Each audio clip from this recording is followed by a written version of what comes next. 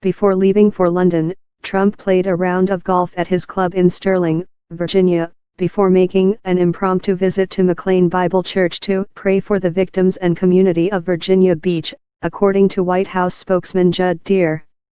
Less than 48 hours earlier, a gunman had opened fire on his former co-workers at the municipal offices with 2 semi-automatic pistols, leaving 12 people dead.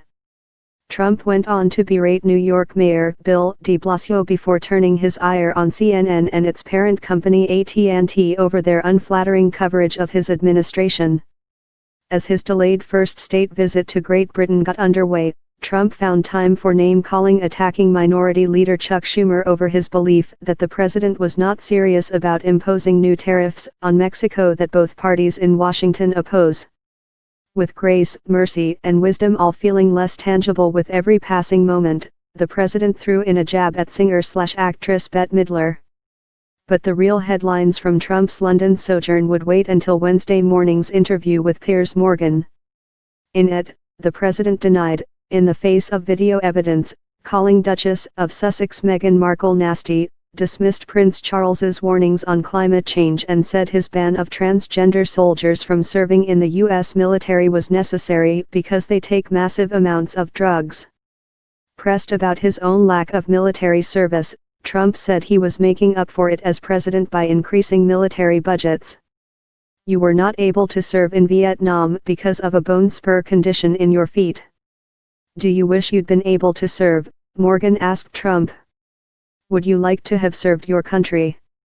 Well, I wasn't ever a fan of that war, I'll be honest with you.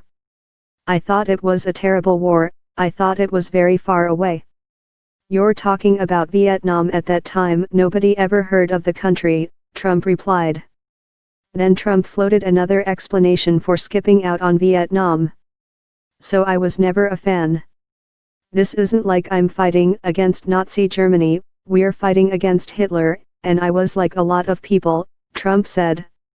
Now, I wasn't out in the streets marching. I wasn't saying I'm going to move to Canada, which a lot of people did. But, no, I was not a fan of that war.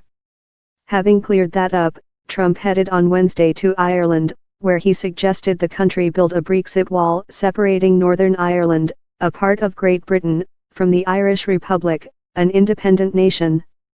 I think it will all work out very well, and also you with your wall, your border, Trump told reporters in a meeting with Irish Prime Minister Leo Varadkar. We have a border situation in the United States, and you have one over here. But I hear it's going to work out very well here. Varadkar quickly corrected the president. I think one thing we want to avoid, of course, is a wall or border between us. Fears over construction of a wall separating the two regions have stoked fears in Ireland of a return to the religious violence that plagued Northern Ireland for decades, and Trump, whether knowingly or not, had just poured salt on the country's open wound. On Thursday, with Normandy's grave markers for fallen servicemen serving as a backdrop, Trump made more headlines with an interview with Fox News' Laura Ingraham. Asked about House Speaker Nancy Pelosi's leaked comments to Democrats eager to open impeachment proceedings that she'd rather see Trump in prison, the president opened fire. Once Trump gets going, there's no stopping him, especially when egged on by his favorite anchors at his favorite network.